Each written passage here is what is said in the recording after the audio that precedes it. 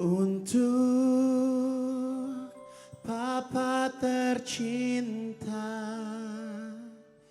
aku ingin bernyanyi walau air mata di pipiku.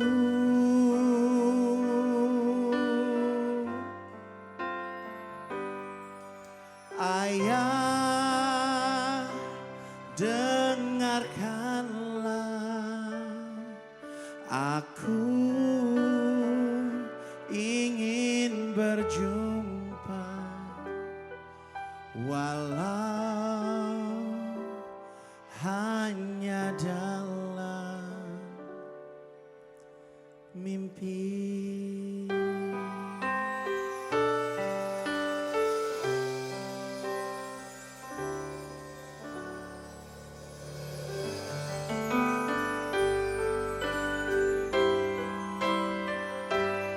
Di mana akan ku cari? Aku menangis seorang diri.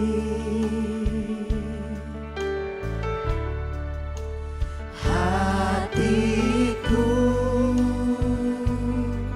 selalu ingin bertemu untukmu.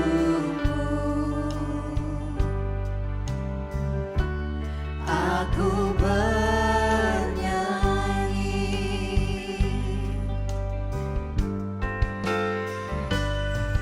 untuk ayah tercinta.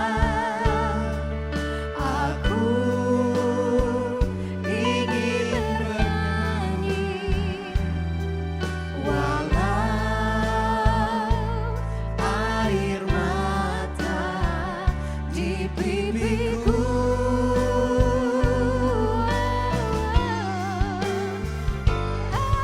Ayah, dengarkanlah, aku ingin berjumpa walau hanya dalam mimpi.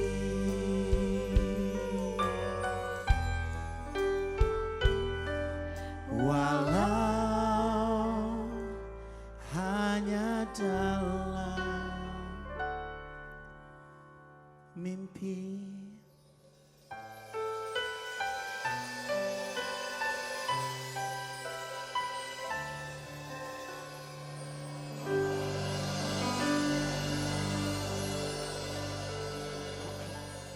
Ya, ini yang pasti hari ini kita di satu sisi juga terima kasih hari ini Igun datang karena ingin kembali menghibur semua manis yang ada di rumah.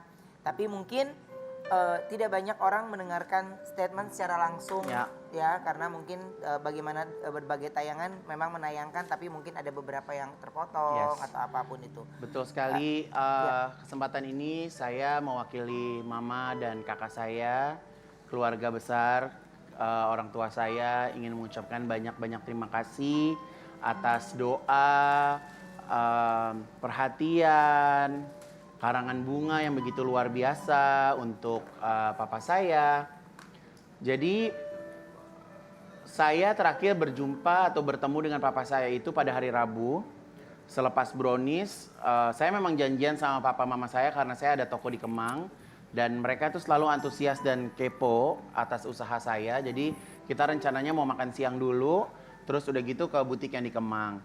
Nah, secara nggak sengaja aku lagi teleponan juga sama Mas Indra. Karena Mas Indra sekarang udah bekerja di perusahaan saya juga gitu. Jadi lagi teleponan, ternyata saya turun mobil, dia juga pas melintas di saya. Jadi secara nggak sengaja kita akhirnya makan berlima sama manajer saya. Jadi mungkin itu momen terakhir kita duduk di meja makan berempat. Karena semenjak kakak saya meninggal 6 tahun lalu, terus terang saya jarang sekali pergi ke rumah mama. Jadi perjumpaan itu selalu kita buat di luar. Apakah makan siang, apakah makan malam, apakah kita keluar kota, apakah kita keluar negeri, apakah mereka ke rumah saya gitu. Saya nggak tahu kenapa setelah kepergian kakak saya 6 tahun lalu, saya merasa jadi kayak nggak betah gitu ada di rumah gitu. Karena seperti ada sesuatu yang, ya ada sesuatu yang hilang gitu. Jadi ya seperti itu gitu. Jadi kayak terus deh gitu hari Sabtu mama cerita, papa asam lambungnya naik. Terus aku bilang ke dokter dong. Iya, ntar sore ke dokter udah gitu udah. Karena papa itu kan udah pasang ring dari beberapa tahun yang lalu, mungkin puluhan tahun yang lalu gitu. Terus deh gitu karena kalau papa itu kan punya gula, punya sakit jantung, punya darah tinggi gitu kan. Nah, pas hari Sabtu itu ke dokter, nah karena papa biasa dokternya di Marinir untuk check up dan segala macam dan dekat juga dari rumah, papa cek ke sana, ternyata jantungnya nggak kenapa-napa, bagus-bagus aja gitu. Jadi akhirnya dapat suntikan, dapat obat untuk lambungnya. Akhirnya papa pulang. Hari Minggu masih nggak enak lagi, terus mama bilang, lah gua kan bukan dokter, lu ke rumah sakit lagi ayo gitu. Akhirnya ke rumah sakit sekitar jam 4-an deh kalau nggak salah. Mereka ke rumah sakit, pas ke rumah sakit juga mereka nggak cerita sama aku karena aku lagi ada di butik pada hari Minggu itu. Terus sampai rumah sakit, papa masih jalan, kata mama ke meja rumah sakit karena di sana juga bentuknya darurat, pakai tenda gitu kan karena setahu saya sih rumah sakit itu tidak rujukan COVID, tapi karena memang weekend juga atau karena memang lagi ada COVID, jadi akhirnya ada tenda darurat di depan. Nah pas ke sana ya begitu cepat dan akhirnya papa nggak ada gitu dan mama hanya nelfon, Van kesini papa nggak tahu nih papa kenapa gitu. Sudah gitu udah. Terus aku tuh kan kemarin itu dari seminggu yang lalu tuh aku ngerasa deg-degan terus sih. Aku ngerasa deg-degan. Gitu. Tapi aku pikir kan apa karena aku berhubungan dengan kejaksaan kemarin aku jadi saksi-saksi yang ya urusan yang nggak jelas deh buat hidup aku gitu kan. Ya tapi yang namanya belum pernah berhubungan dengan hukum dan segala macam kan pasti punya was-was gitu kan. Apalagi kayak kemarin juga dengar berita Vicky Toto main ketangkap dari sidang, gue langsung halu kemana-mana gitu. Nggak tahu kalau aku tuh orang kayak gitu, walaupun memang sebenarnya datang ke persidangan itu aku hanya sebagai saksi dan sampai hari ini juga mataku baik-baik aja. Tapi namanya orang pemikir juga pasti ada yang kayak gitu kan. Kok deg-degan terus kayak tidur nggak tenang, tapi aku kan berasa stay cool gitu. Terus sempat masih teleponan WhatsAppan sama papa ngechat tentang cucu-cucunya dan segala macam gitu kan ya. Jadi ya udah, jadi waktu begitu cepat, nggak ada pesan apa-apa dan terakhir-terakhir ini juga beliau happy aja, jadi gitu. Jadi udah emang ya percaya usia ya gitu maksudnya. Kalau saya sih terus terang ya dari kakak saya meninggal beberapa tahun yang lalu, soal kehilangan itu udah biasa buat saya tuh udah biasa kehilangan orang, kehilangan asisten, kehilangan orang yang saya sayang, udah biasa gitu. Jadi mungkin hati saya udah baal gitu dengan hal-hal seperti itu gitu. Jadi ya saya percaya bahwa suatu saat juga kita bakal nggak ada gitu. Jadi maksudnya sedih udah pasti sedih, terpukul sudah pasti terpukul. Tapi mama saya aja begitu kuat gitu. Jadi saya juga nggak mau memperlihatkan kelemahan saya di depan mama saya gitu. Jadi ada momen-momen kayak tadi pagi berasa banget sih. Karena papa tuh kan selalu bangun sholat subuh dan langsung main handphone. Papa saya itu pencinta infotainment. Jadi terkadang berita yang dia terima nggak kesaring. Jadi dia kemakan kayak kita di sini nih ada artikel.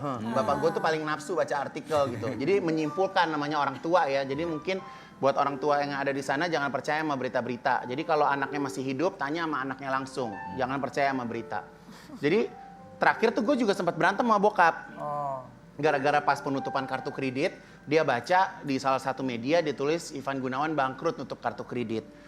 Di situ sempat nggak ngomong tuh seminggu.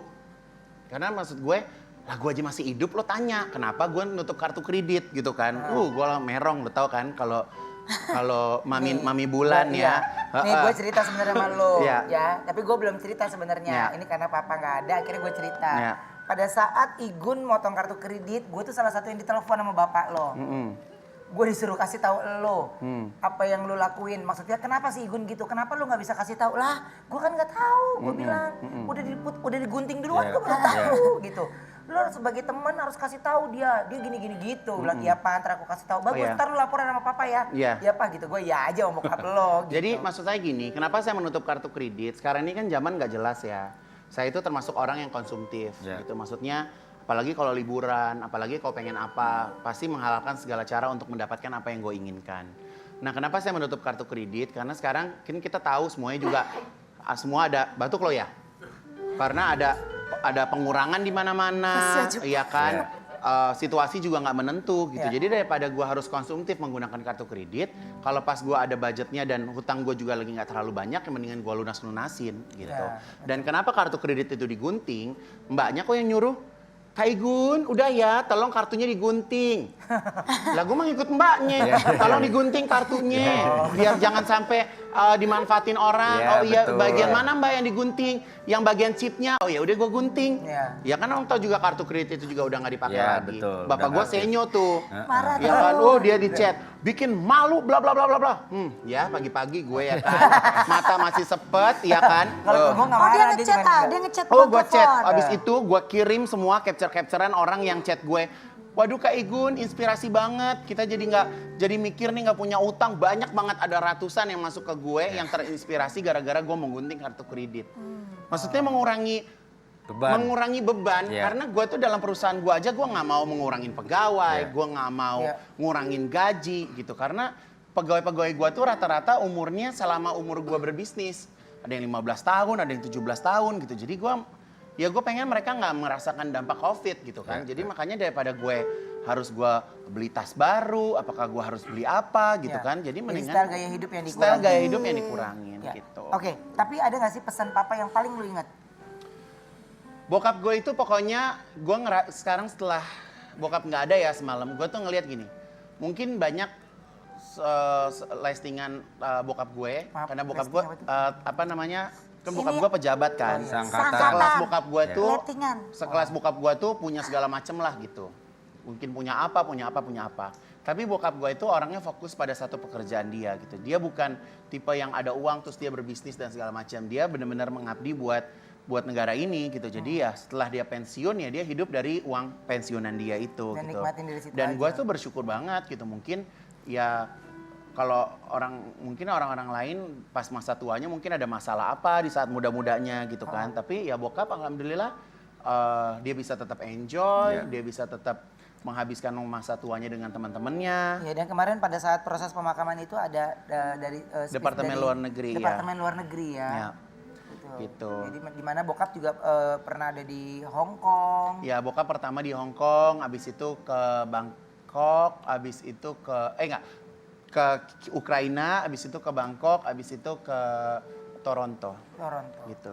Oke, baik. Dan pokoknya untuk Kak Igun semangat terus. Terima kasih.